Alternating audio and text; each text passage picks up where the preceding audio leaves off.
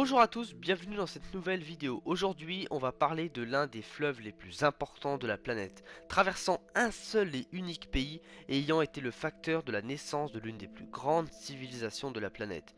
Nous allons parler du fleuve jaune et pourquoi ce dernier est important pour les Chinois. Le fleuve jaune, également connu sous le nom de Huanghu, est l'un des principaux cours d'eau de Chine et revêt une importance historique, culturelle et économique pour le peuple chinois. Le fleuve jaune traverse des régions agricoles fertiles en Chine, fournissant de l'eau pour l'irrigation des terres agricoles. Les plaines alluviales du fleuve jaune sont parmi les zones agricoles les plus productives de la Chine depuis l'Antiquité.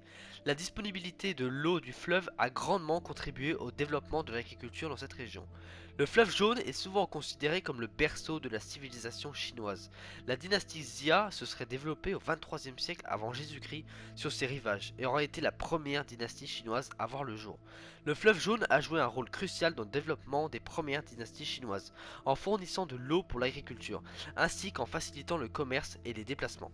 Historiquement, le fleuve jaune a été une voie de transport vitale pour la Chine, permettant les déplacements des biens et des personnes sur de longues distances. Bien que d'autres moyens de transport aient pris de l'importance au fil du temps, le fleuve reste une voie navigable importante.